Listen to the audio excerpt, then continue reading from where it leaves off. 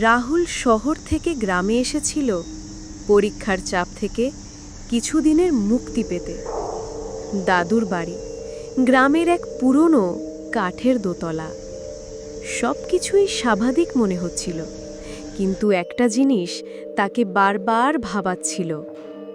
দেয়ালে টানানো এক পুরনো পেন্ডুলাম ঘড়ি, যেটা প্রতিদিন ঠিক রাত ৩টায় নিজে নিজেই বন্ধ হয়ে যেত।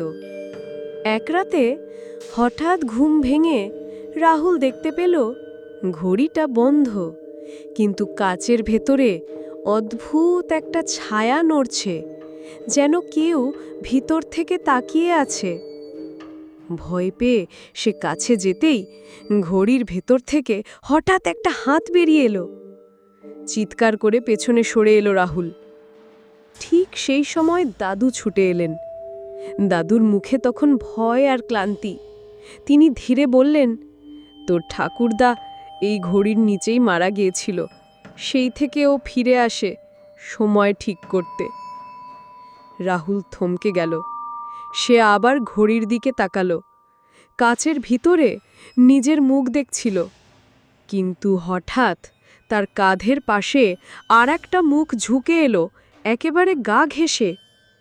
সে বুঝতে পারল, ঘড়ির কাঁটা যেখানে থেমে যায়, সময় সেখানে আটকে যায়, আর সেখানে কেউ থাকে যারা শুধু রাত ৩টায় ফিরে আসে।